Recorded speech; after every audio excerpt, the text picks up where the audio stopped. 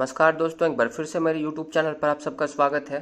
Comparative politics जो paper पढ़ना है सेमेस्टर 3 के स्टूडेंट्स को पॉलिटिकल साइंस ऑनर्स में, उसके एक और वीडियो के साथ मैं आपके सामने हाजिर हूँ। इससे पहले भी हमने इसी टॉपिक पर चर्चा किया था। कॉम्पेरेटिव पॉलिटिक्स अर्थात तुलनात्मक राजनीति की परिभाषा, उसकी प्रकृति और सिग्निफिकेंस। एक वर्ड यहाँ छूट रहा है, स्कोप। हम इसमें स्कोप भी डिस्कस करने वाले हैं। उस वीडियो में मैंने आपको बेसिक कॉन्सेप्ट बताया था और मीनिंग तक हमने डिस्कस किया था। अर्थात ये जो है ये पार्ट 2 है। पार्ट 1 इससे पहले एक मैंने बनाकर अपलोड कर दिया यूट्यूब पर और आप आई बटन पर क्लिक करके उस पार्ट को देख सकते हैं। उस पार्ट को देखने के बाद ही पूरी तरह से आप इस लेक्चर को समझ पाएंगे। और अगर आप उस पार्ट को देख कर आएंगे तो आपको कॉम्पेरेटिव पॉलिटिक्स पेपर समझने में कोई भी परेशानी नहीं होगी, क्योंकि मैंने ज़ीरो लेवल से वहाँ शुरू किया था।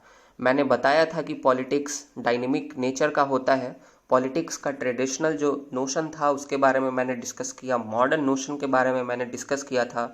मैंने 3 कॉनोटेशंस ऑफ पॉलिटिक्स को डिस्कस किया था: political activity, political power, political process.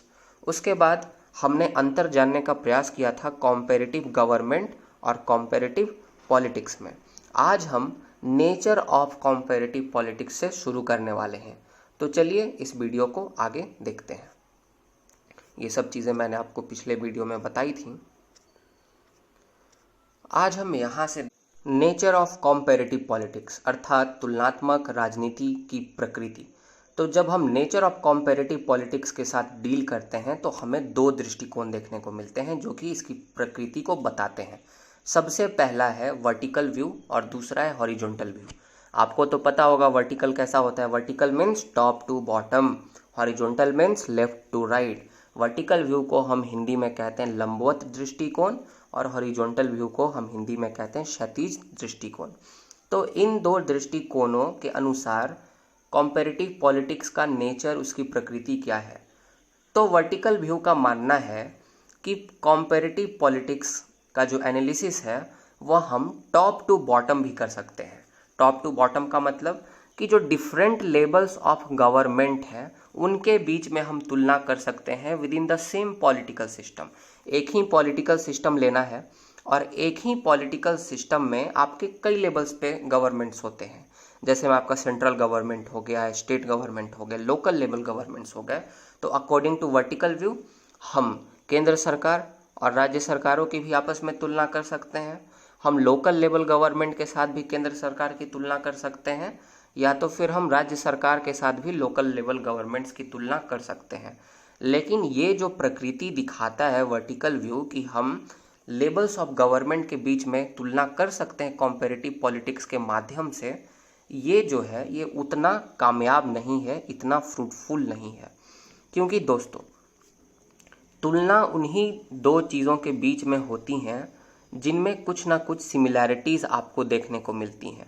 जब तक 2 चीज़ों के बीच में कोई समानता नहीं होगी तब तक दोनों के बीच में तुलना करना मिट्टी और सोने के बीच में तुलना करने के बराबर है। एग्जाम्पल के तौर पर अगर आप रिचेस्ट मैन ऑफ इंडिया के बीच में तुलना कीजिएगा तो आप अंबानी और अडानी के बीच में तुलना कीजिएगा, क्योंकि दोनों समान हैं, एक समान है, बोथ हैव द मनी। लेकिन आप एक अंबानी और एक रिक्शे वाला या एक गवर्नमेंट एम्प्लॉय के साथ उसकी तुलना नहीं कर सकते, क्योंकि दोनों में अगर हम धन के रूप में देखें तो दोनों में कोई तुलना ही नहीं है। इसी प्रकार से हम जब कॉम्पेरेटिव पॉलिटिक्स में तुलना करते हैं तो हम उन्हीं 2 चीज़ों के बीच में तुलना करते हैं जिनके पास एक समान की शक्तियाँ होती हैं, सिमिलर पावर्स होते हैं जिनके पास। लेकिन यहाँ अगर हम केंद्र सरकार की बात करें तो केंद्र सरकार जो सबसे ऊपर है, एट द टॉप, इसके पास बहुत ज़्यादा शक्ति होती है, राज्य सरकारों के पास कम शक्ति होती है। साथ ही साथ लोकल लेवल गवर्नमेंट्स के पास काफ़ी कम शक्तियाँ होती हैं। यही कारण है कि जो लेवल्स ऑफ गवर्नमेंट है उनके बीच में शक्तियाँ एक समान नहीं है, उनके बीच में सिमिलैरिटी नहीं है विथ रिस्पेक्ट टू पावर। इसीलिए ये जो हमारा तुलना है उतना फलदायी नहीं होता, उतना हमारे लिए अच्छा नहीं है, फ्रूटफुल नहीं है। वहीं अगर हम दूसरी बात अगर करें, इसका दूसरा ड्रॉबैक कि जो यूनिटरी कंट्री है, तो यूनिटरी कंट्री जो होता है उसमें तो भाई एक ही लेवल ऑफ गवर्नमेंट होता है, देयर इज़ ओनली 1 लेवल। वहाँ तो जो लेवल्स ऑफ गवर्नमेंट हैं वो तो स्टेट लेवल और लोकल लेवल गवर्नमेंट होते नहीं हैं, सिर्फ केंद्र सरकार आपको देखने को मिलेगा जहाँ जहाँ यूनिटरी फीचर्स है। तो इसीलिए वहाँ अब कैसे तुलना की जाए, तो इसीलिए ये जो वर्टिकल व्यू है ये यूनिवर्सल नहीं है। यह हम वहीं अप्लाई कर सकते हैं जहाँ फेडरलिज्म है, जहाँ संघवाद का ढांचा है, जहाँ शक्तियों का विभाजन हुआ है सरकार के विभिन्न स्तरों के बीच में, जहाँ यूनिटरी फीचर्स आपको देखने को मिलेंगे जिन देशों में, वहाँ हम इस वर्टिकल व्यू को, इस लंबवत दृष्टिकोण का इस्तेमाल नहीं कर सकते। अब हम दूसरा व्यू देखते हैं। दूसरा है हॉरिजॉन्टल व्यू अर्थात क्षैतिज दृष्टिकोण। इसके अंतर्गत भी आपके दो विभिन्न प्रकार के दृष्टिकोण हैं। इसके अंतर्गत भी आपके दो विभिन्न प्रकार के दृष्टिकोण हैं। सबसे पहला है comparison between the different time periods. हम क्या करते हैं कि एक ही कंट्री के गवर्नमेंट को लेते हैं, सेंट्रल गवर्नमेंट को ही लेते हैं, हॉरिजॉन्टली ही तुलना कर रहे हैं, सेंटर के साथ सेंटर की ही तुलना करेंगे, हॉरिजॉन्टली तुलना करेंगे।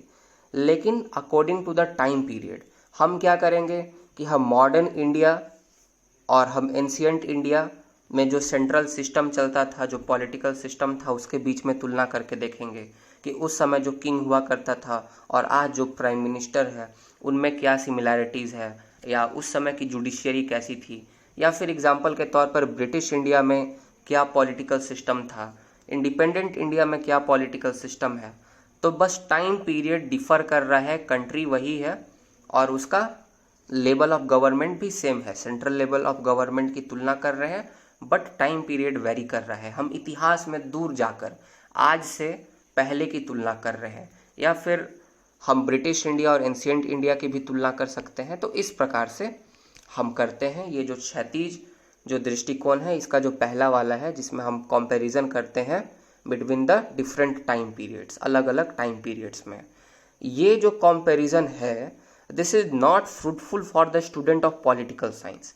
ये जो है वह राजनीतिक विज्ञान के विद्यार्थियों के लिए बेहतर नहीं है, अच्छा नहीं है, फलदायी नहीं है। हाँ, ये जो हिस्ट्री के स्टूडेंट्स हैं उनके लिए हेल्पफुल हो सकता है, उनके लिए सहायक हो सकता है, पर हमारे लिए ये जो आपका टाइप है जो क्षैतिज दृष्टिकोण के अंतर्गत, ये फ्रूटफुल नहीं है।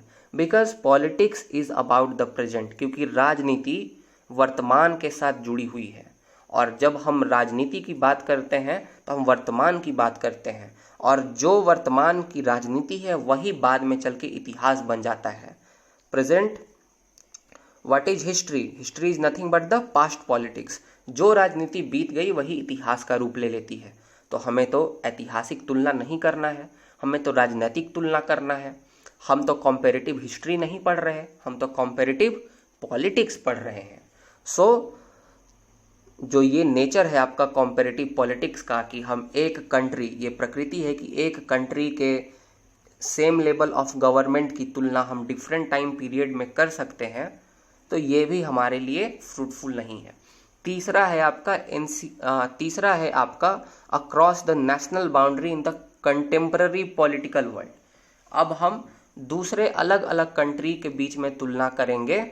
ये जो आपका हॉरिजॉन्टल व्यू के अंतर्गत जो दूसरा जो दृष्टिकोण है कि भाई हम नेशनल बाउंड्री के बाहर जाकर तुलना करेंगे, मतलब एक स्टेट की तुलना दूसरे स्टेट के साथ करेंगे, मतलब यूएसए की तुलना हम करेंगे इंडिया के साथ, पाकिस्तान की तुलना करेंगे ब्राज़ील के साथ।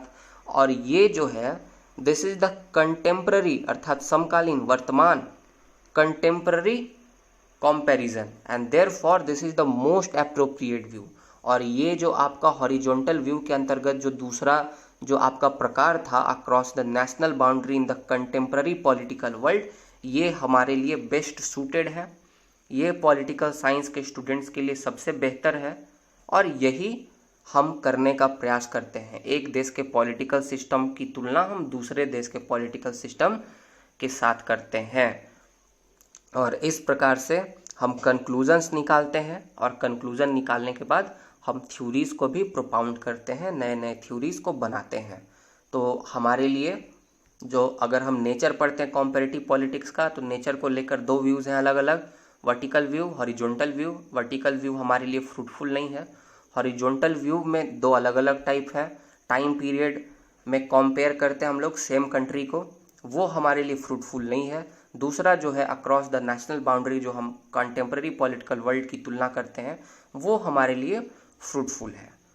कुछ और भी आपके नेचर्स हैं जिसको हम देखने का प्रयास करेंगे, जो अदर जो नेचर्स हैं, जो अन्य जो प्रकृति है, उसमें से आपका है इंटरडिसिप्लिनरी इन नेचर। जिसने पहला लेक्चर अच्छे से फॉलो किया होगा उसको कोई प्रॉब्लम नहीं होगा। तो हमने बताया था कि कॉम्पेरेटिव गवर्नमेंट जो है that is not interdisciplinary in nature but comparative politics is interdisciplinary in nature, क्योंकि हम तुलनात्मक राजनीति को समझने के लिए काफ़ी क्षेत्रों का मदद लेते हैं। हम हिस्ट्री की भी मदद लेते हैं, हम ज्योग्राफी की भी मदद लेते हैं, कल्चर की मदद लेते हैं, सोशोलॉजी की मदद लेते हैं। Therefore it is interdisciplinary in nature. साथ ही साथ जो आपका कॉम्पेरेटिव पॉलिटिक्स है वह मल्टी थ्योरेटिकल है, अर्थात यह बहु सिद्धांतवादी है। इसमें बहुत सारे सिद्धांत हैं और अलग अलग सिद्धांतों के माध्यम से हम कॉम्पेरेटिव पॉलिटिक्स को समझने का प्रयास करते हैं। इसमें हमें सिस्टम अप्रोच भी देखने को मिलता है, डेविड स्टन वाला, सोशलाइजेशनल अप्रोच भी देखने को मिलता है, मॉडर्नाइजेशनल अप्रोच भी देखने को मिलता है और डेवलपमेंटल अप्रोच भी देखने को मिलता है। कॉम्पेरेटिव पॉलिटिक्स डायनेमिक है, डायनेमिक इन नेचर, अर्थात यह बदलता रहता है। क्यों बदलता है? पहले लेक्चर में मैंने बताया था, क्योंकि पॉलिटिक्स डायनेमिक इन नेचर है। पॉलिटिक्स का जो अर्थ है वह समय के हिसाब से बदलते रहता है, निरंतर उसमें परिवर्तन होते रहता है, इसीलिए कॉम्पेरेटिव पॉलिटिक्स भी डायनेमिक इन नेचर है। मान लो अगर सी पी साथ में जुड़ के बने हैं ना, तो अगर ये डायनेमिक है तो इसके साथ अगर मैं सी को अगर कंपैरिजन को जोड़ दूं तो जो कंपैरिजन करेंगे वो भी डायनेमिक बन जाएगा। उसके बाद मैंने ये भी आपको बताया था कि जो कॉम्पेरेटिव पॉलिटिक्स है वह मॉडर्न डेफिनेशन ऑफ पॉलिटिक्स को एक्सेप्ट करता है, जो कि बिहेवियरल डेफिनेशन है, जिसमें हम बात करते हैं कि political system is the sub system of the social system. ये सब जो है मैंने पहले वाले लेक्चर्स में आपको बताया है। साथ ही साथ कॉम्पेरेटिव गवर्नमेंट जो है वह आपका ट्रेडिशनल डेफिनेशन को फॉलो करता था। पिछले वाली वीडियो को देखें, काफ़ी चीज़ें समझ में आएंगी। साथ ही साथ थर्ड वर्ल्ड कंट्रीज़ पे ज़्यादा फोकस करता है कॉम्पेरेटिव पॉलिटिक्स, ये भी इसका एक प्रकृति है और ये एम्पिरिकल अप्रोच को फॉलो करता है। तो ये सब नेचर हो गए आपके कॉम्पेरेटिव पॉलिटिक्स के। इसको आप इलेबोरेट कर सकते हैं और अगर आपको नहीं अगर आ रहा है इसको एक्सपैंड करने तो पहले वाले लेक्चर के वीडियो को देखें, नोट्स को देखें, आपको चीज़ें समझ में आ जाएंगी। उसके बाद हम स्कोप ऑफ कॉम्पेरेटिव पॉलिटिक्स को देखने का प्रयास करते हैं। देखिए, किसी भी हम जब सब्जेक्ट की बात करें, उस सब्जेक्ट को हम स्टडी करने के लिए एरिया ऑफ स्टडी को निर्धारित करते हैं कि आखिर इस सब्जेक्ट में हमको पढ़ना क्या क्या है, इस सब्जेक्ट का दायरा क्या होगा, इस सब्जेक्ट का क्षेत्र क्या होगा। इस चीज़ को हम निर्धारित करने का प्रयास करते हैं ताकि हमें पता चले कि सब्जेक्ट मैटर क्या क्या है इन चीज़ों के, ठीक है, कि क्या क्या चीज़ के बारे में हम इसमें पढ़ेंगे। जब हम कॉम्पेरेटिव पॉलिटिक्स के स्कोप को निर्धारित करने आते हैं तो हमारे सामने दो प्रॉब्लम खड़ी हो जाती हैं। सबसे पहले कंट्रोवर्सी ओवर बाउंड्री, कि हम कॉम्पेरेटिव पॉलिटिक्स के दायरे में, स्कोप में कहाँ तक चीज़ों को रखें, उसका सीमा क्या हो। साथ ही साथ कंट्रोवर्सी ओवर बेसिस, कि किस बेसिस पर उन चीज़ों को रखा जाए। मान लीजिए हमने कुछ ए एलिमेंट, बी एलिमेंट, सी एलिमेंट रख दिया कि ये भी हमें कॉम्पेरेटिव पॉलिटिक्स में पढ़ना है, ये भी पढ़ना है, ये भी पढ़ना है, पर हमने किस बेसिस पर तय किया कि ए एलिमेंट पढ़ना है, किस बेसिस पर तय किया कि बी एलिमेंट के बारे में पढ़ना है, किस बेसिस पर तय किया कि हमें सी जो है वो पढ़ना है। तो यही चीज़ हम यहाँ पे देखने वाले हैं। तो इस पर भी हमारे दो दृष्टिकोण हैं। सबसे पहला है ट्रेडिशनल व्यू। ट्रेडिशनल व्यू के अनुसार अगर हम स्कोप देखें कॉम्पेरेटिव पॉलिटिक्स का, देखिए ट्रेडिशनल व्यू को हम इंस्टीट्यूशनल व्यू भी कहते हैं, संस्थागत दृष्टिकोण या संवैधानिक दृष्टिकोण, या फिर लीगल व्यू भी हम इसे कहते हैं। तो इसका मानना है कि स्कोप जो है कॉम्पेरेटिव पॉलिटिक्स का सिर्फ और सिर्फ पॉलिटिकल इंस्टीट्यूशंस तक ही सीमित होना चाहिए। अर्थात हमें कॉम्पेरेटिव पॉलिटिक्स में सिर्फ और सिर्फ पॉलिटिकल इंस्टीट्यूशंस के बारे में ही पढ़ना चाहिए। लेजिस्लेचर के बारे में पढ़िए, एग्जीक्यूटिव के बारे में पढ़िए, जुडिशरी के बारे में पढ़िए, और अगर ज़्यादा खुश हो जाइए तो पॉलिटिकल पार्टीज़ को भी पढ़ दीजिए। बस इतना ही दायरा होना चाहिए, इतना ही क्षेत्रफल होना चाहिए कॉम्पेरेटिव पॉलिटिक्स का। क्या बेसिस होना चाहिए? तो बेसिस होना चाहिए संविधान। जितने भी इंस्टीट्यूशन का उल्लेख हमारे संविधान में किया हुआ है उसको आधार बनाकर हम स्कोप को निर्धारित करेंगे। ये कहना था आपका ट्रेडिशनल व्यू का, लेकिन ये बहुत ही नैरो व्यू है, बहुत ही संकीर्ण दृष्टिकोण है, नॉट साइंटिफिक। ये साइंटिफिक भी नहीं है, अवैज्ञानिक है, एप्रोप्रिएट भी नहीं है, क्योंकि जो नॉन कॉन्स्टिट्यूशनल आपके इंस्टीट्यूशंस होते हैं वह भी कॉन्स्टिट्यूशनल इंस्टीट्यूशंस को इन्फ्लुएंस करते हैं। एग्जाम्पल के तौर पर पार्लियामेंट आपका कॉन्स्टिट्यूशनल इंस्टीट्यूशन है, लेकिन जब प्रेशर ग्रुप और इंटरेस्ट ग्रुप आंदोलन करते हैं, जब मूवमेंट्स करते हैं अपने, तो उसमें क्या होता है कि ये जो प्रेशर ग्रुप, जो आपके दबाव समूह हैं, हित समूह हैं, ये जब जाकर जंतर मंतर पर धरना देते हैं और जब अन्ना हजारे का आंदोलन होता है तो पार्लियामेंट को भी आपको लोकायुक्त और लोकपाल बिल को पास करना पड़ता है। इसका मतलब कि ये जो नॉन कॉन्स्टिट्यूशनल आपके बॉडीज़ हो गए, इंस्टीट्यूशंस हो गए, ये भी एक तरह से जो कॉन्स्टिट्यूशनल इंस्टीट्यूशंस हैं उनके एक्शंस को, उनके क्रियाकलाप को निर्धारित करते हैं कभी ना कभी। इसीलिए हमें इनको भी पढ़ना काफ़ी इम्पॉर्टेंट है। और यही कहना है आपका जो अगला व्यू है, बिहेवियरल व्यू, जिसको हम लोग मॉडर्न व्यू के नाम से भी जानते हैं। इसका मानना है कि कॉम्पेरेटिव पॉलिटिक्स में हमें सब एलिमेंट्स को इंक्लूड करना चाहिए जो भी राजनीति को प्रभावित करते हैं। जो भी चीज़ राजनीति को प्रभावित करेगी उसे हमें कॉम्पेरेटिव पॉलिटिक्स के स्कोप में रखना है, ये कहना है बिहेवियरल व्यू का। और हम जानते हैं कि राजनीति समस्त चीज़ों से प्रभावित होती है और समस्त चीज़ों को प्रभावित भी करती है। राजनीति समस्त चीज़ों को प्रभावित करती है और प्रभावित भी होती है समस्त चीज़ों से। Politics is influenced by everything and influence everything. Therefore each and everything whatever we see in the society is within the scope of the comparative politics. और यही कारण है कि जितने भी चीज़ हम लोग देखेंगे समाज में, सबके सब कॉम्पेरेटिव पॉलिटिक्स, तुलनात्मक राजनीति के स्कोप के अंतर्गत आ जाते हैं, क्योंकि सभी चीज़ें तुलनात्मक राजनीति को या राजनीति को प्रभावित करती हैं। और ये काफ़ी आपका एक ब्रॉड व्यू है, एक वृहद दृष्टिकोण है। इसमें हम लोग इंस्टीट्यूशंस को, कॉन्स्टिट्यूशनल बॉडी है या नॉन कॉन्स्टिट्यूशनल बॉडी है, पॉलिटिकल है कि नॉन पॉलिटिकल है, सबको इंक्लूड करते हैं, क्योंकि राजनीति सब चीज़ से प्रभावित होती है, जैसा कि मैंने आपको बताया। और यही चीज़ है, कभी कभी आप लिखा हुआ भी देखते हैं अपने क्वेश्चन पेपर में भी, कि scope of comparative politics include everything और नथिंग। जो स्कोप है कॉम्पेरेटिव पॉलिटिक्स के अंदर, उसके अंदर या तो सब कुछ आ जाता है या तो कुछ भी नहीं आता। इसका क्या मतलब हुआ? इसका ये मतलब हुआ कि कॉम्पेरेटिव पॉलिटिक्स के अंतर्गत, उसके स्कोप में आपको सभी चीज़ों को देखना है, हिस्ट्री को, सोसाइटी के सोशोलॉजी को, साइकोलॉजी को, साथ ही साथ सोसाइटी के स्ट्रक्चर को, कल्चर को, रिलीजन को, एवरीथिंग। और अगर आप इनमें से कोई भी एक चीज़ को नेग्लेक्ट कर देंगे, सपोज दैट आपने अगर कल्चर को नेग्लेक्ट कर दिया, तो आपका जो पूरा मेहनत है वह बेकार हो जाएगा। क्योंकि आप जैसे ही कल्चर को नेग्लेक्ट करेंगे तैसे ही आपकी जो स्टडी होगी, आपका जो अध्ययन होगा, वह अनसाइंटिफिक बन जाएगा, वह अवैज्ञानिक बन जाएगा। क्योंकि कल्चर भी राजनीति को प्रभावित करता है और राजनीति से प्रभावित होता है। इसीलिए the scope of comparative politics include everything. आपको सब कुछ इंक्लूड करना है। और अगर आप एक चीज़ को भी छोड़ दिए तो फिर नथिंग बच गया, कुछ नहीं बचा। फिर आप सबके साथ स्टडी कंडक्ट करें, कोई फ़ायदा नहीं होने वाला। That is equal to nothing. इसीलिए ये कहा जाता है scope of comparative politics include everything और नथिंग। तो यही आपका पूरा चैप्टर था। आगे है सिग्निफिकेंस। क्या है सिग्निफिकेंस कॉम्पेरेटिव पॉलिटिक्स का, अर्थात महत्व।